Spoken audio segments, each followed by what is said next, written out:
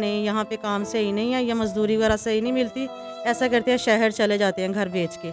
तो फिर उसके बाद कहता है कि मैं तुम्हारी वालदा को नहीं रखूँगा, तुम्हारी वालदा जो है ना आपकी बड़ी बहन के साथ ही रहेगी। तो ये थोड़ा टाइम गुजरा तो कहता मैंने तो पैसे सारे खा खू लिए, मेरे पास तो कुछ भी नहीं है, तो तुम ऐसा करो कि काम पे जाया करो, तुम घरों में काम किया करो, थोड़ा मैं कमाता हूँ तो फिर निज़ाम चल जाएगा।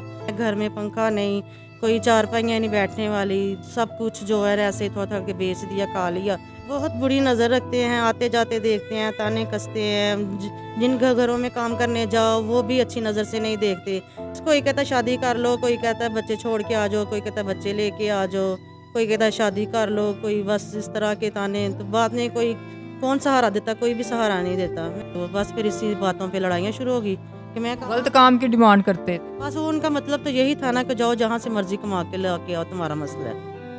तो ज़ाहिर मेरे तो बच्चे हैं, मैं माँ हूँ, मैंने तो फिर ज़ाहिर कुछ ना कुछ तो इनका सोचना है। अस्सलाम वालेकुम नाजरीन, मैं आपका अपना मेज़बान ज़ुबैर राजपूत। हमारे साथ 28 साला मरियम नामी बहन मौजूद है जिनका ताल्लुक़ ज़िला कसूर से है। इनकी अरेंज मैरिज की जाती है और इनके खामद इन्हीं के घर में घर जवाई बनकर रहते हैं। उसकी वजह ये थी कि ये दो बहनें हैं और एक वालदा थी। वालिद पहले ही फ़ौत हो चुके थे और भाई था नहीं।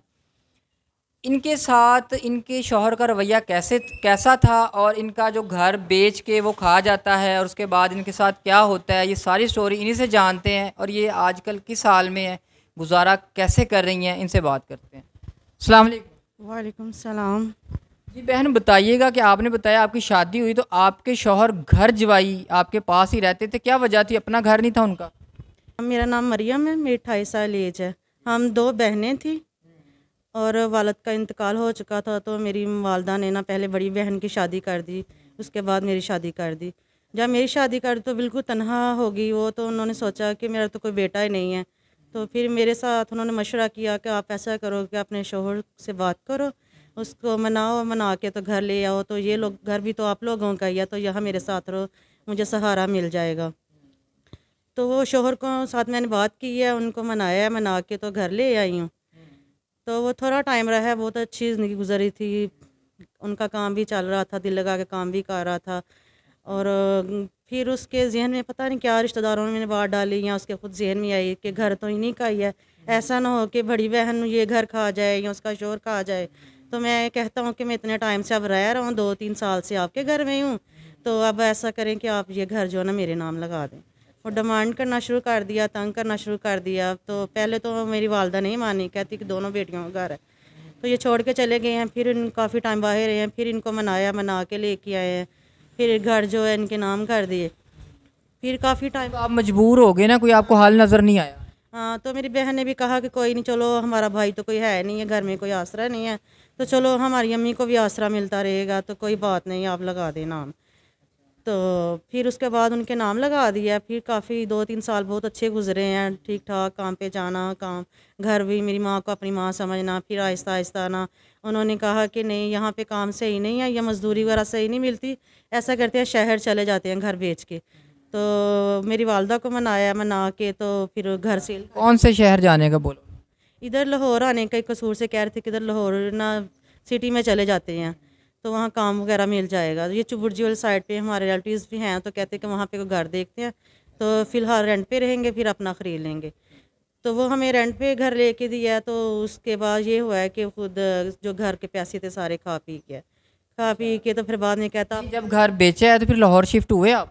हाँ, लाहौर आ गए, लाहौर आके इधर रेंट पे घर लिया है। और आपकी वालदा और दूसरी बहन? वो भी उधर पास ही कहीं रहती हैं, उन्होंने भी रेंट पे घर लिया हुआ है। तो फिर उसके बाद कहता है कि मैं तुम्हारी वालदा को नहीं रखूँगा, तुम्हारी वालदा जो है ना आपकी बड़ी बहन के साथ ही रहेगी। तो मैंने फिर अपनी वालदा को, अपनी बहन को कह कू के कि मैं शर्म भी आती थी कि वो कहेगी कि घर भी इनके नाम कर दिया है और ये वालदा को भी मेरे पास भेज रहे हैं। तो मैंने कहा कि हमारे भी हालात अच्छे नहीं, जैसे वक्त अच्छा गुजरेगा तो हालात बेहतर होंगे तो हम अम्मी को ना वापस ले आएँगे। तो वालदा को बड़ी बहन की तरफ जो है ना छोड़ा हुआ। तो फिर ये थोड़ा टाइम गुजरा तो कहता मैंने तो पैसे सारे खा खू लिए, मेरे पास तो कुछ भी नहीं है, तो तुम ऐसा करो कि काम पे जाया करो, तुम घरों में काम किया करो, थोड़ा मैं कमाता हूँ तो फिर निज़ाम चल जाएगा। नहीं तो आपने पूछा नहीं कि लाखों रुपए थे घर जो सेल किया, वो पैसे किधर गए? तो उन्होंने तो यही बोला ना कि मैं कारोबार कर रहा हूँ। कुछ भी नहीं, वो बस जुआबाजी पे शाम को निकलना, आधी रात तक घर नहीं आना, जुआबाजी खेलती रहने, पैसों को पता ऐशी में उड़ा दी। रैश में उड़ा दिए।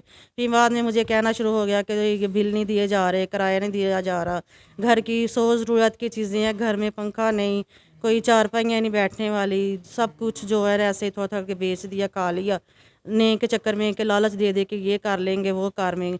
अब सब मतलब जब एंड हो गया तो फिर घर का सामान बेचना शुरू कर। हाँ, सामान बेच दिया। घर में एक पंखा नहीं कि बच्चों को लेके जो है ना आराम से पंखे के नीचे लेट के तो इनको बैठ जाऊं। तो अब दो घरों में काम करती हूँ तो वो बहुत मुश्किल से घर का ही किराया पूरा होता है। अब मेरे कितना है घर का किराया है? 12,000 किराया है घर का, क्योंकि रेंट बहुत ज़्यादा है इधर सिटी में। तो खाना भी जिनके घर में थोड़ा बहुत बनाती हूँ, वो बच जाता तो थोड़ा सा बहुत मुझे दे देती हैं, मैं बच्चों को खिला देती हूँ ला के। और घर में इतना नहीं है सामान, चारपाइयाँ नहीं है, बिस्तरे नहीं है, हर ज़रूरत की चीज़ होती है, कोई फ्रिज नहीं है, कोई पंखे नहीं है, छत वाला पंखा नहीं है, तो अब मैं कहाँ से लेके आऊँ?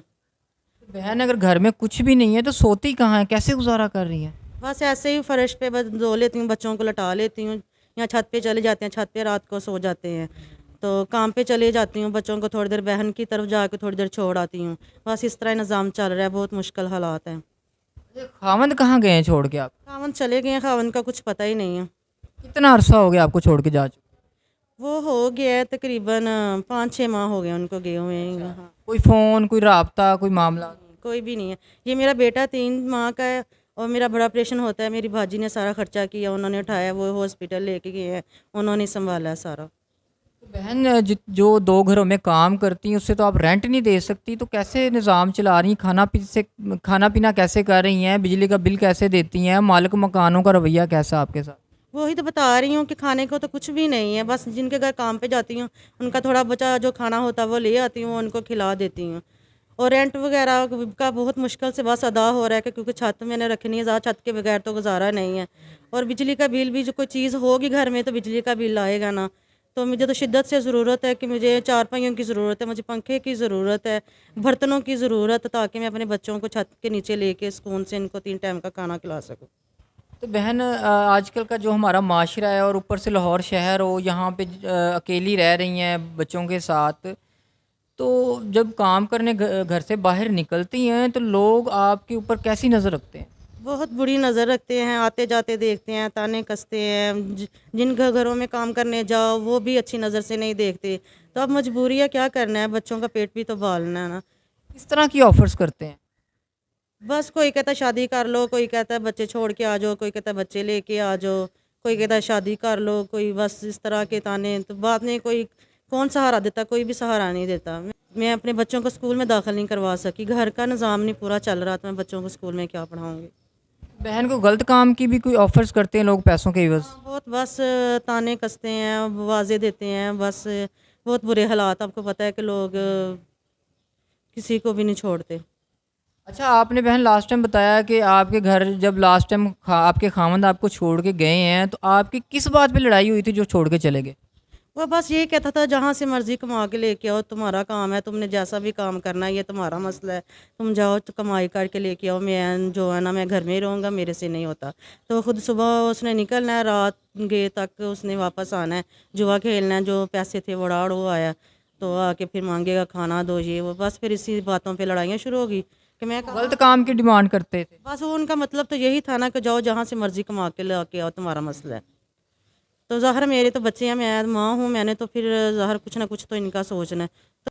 अच्छा बहन बताइएगा कि खामन छोड़ के जा चुका है, 6-7 माह हो चुके हैं, 2 बच्चे हैं, एक माशाल्लाह आपने बताया को 7-8 साल की बेटी है, एक बेटा आपके गोद में है और ख़ुद अभी यंग है, जवान है, 27-28 साल आपकी एज है।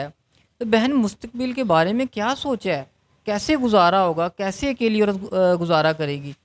बस यही सोच रहे हैं, जो वक़्त अभी तो मैं छोड़ के चला गया उसका कोई पता नहीं है, कब आता है कब नहीं आता। तो ज़ाहिर है मैं कितने देर इसका इंतज़ार करूँगी। बहन अगर आना होता तो छोड़ के क्यों जाता? हाँ, ये भी है। ये हालात से तंग आकर के मेरे से कमाया नहीं जाता, मेरे से घर का निज़ाम नहीं चलता, तो चला गया। हो सकता है देखिए कि हालात बेहतर हुए हैं तो वापस आ जाए, अगर नहीं आता तो ज़बरदस्ती थोड़ी है जो। बहन जब घर में कमाने वाला ही नहीं है तो हालात बेहतर कैसे होंगे? हाँ, ये तो है। अब क्या कर सकते हैं अब।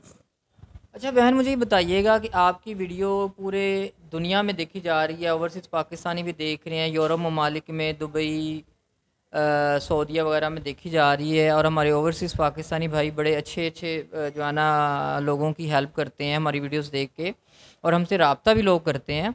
तो अगर कोई ऐसा ओवरसीज़ पाकिस्तानी भाई जो आपसे शादी की ख्वाहिश रखे, कहे कि मैं सारी ज़िम्मेदारी उठाता हूँ, बच्चों की भी उठाता हूँ, आपको घर लेके देता हूँ, आपके सारे अखराजात उठाता हूँ, आपका जो कर्जा सर पे चढ़ चुका है वो आपका उतारता हूँ, तो अगर वो डिमांड करे जी मैं शादी करना चाहता हूँ, तो इस बारे में आप क्या कहती हैं? हाँ, ज़ाहिर है फिर मुझे तो कुछ सोचना पड़ेगा। अगर किसी की वजह से मेरे बच्चों का मुस्तकबिल संवर रहा है, मुझे 3 टाइम का खाना मिल रहा है, इज़्ज़त मिल रही है, तो फिर एक औरत को और क्या चाहिए? मतलब आप एग्री हैं इस चीज़ पे? हाँ, ज़ाहिर है मैं माँ तो बच्चों के लिए कुछ भी कर सकती है ना। तो जी नाज़रीन, आपने 28 साला मरियम बहन की सारी कहानी सुन ली है। मजबूर है, खावन छोड़ के जा चुका है, भाई है नहीं, रिश्तेदार साथ देने को तैयार नहीं। तो नाज़रीन, स्क्रीन पे इनका नंबर चल रहा होगा, उस नंबर पे आप इनसे रब्ता कर सकते हैं और इनकी हेल्प कर सकते हैं। तो नाज़रीन, इसी बात के साथ अपने मेज़बान को इजाज़त दीजिएगा। अल्लाह निगहबान।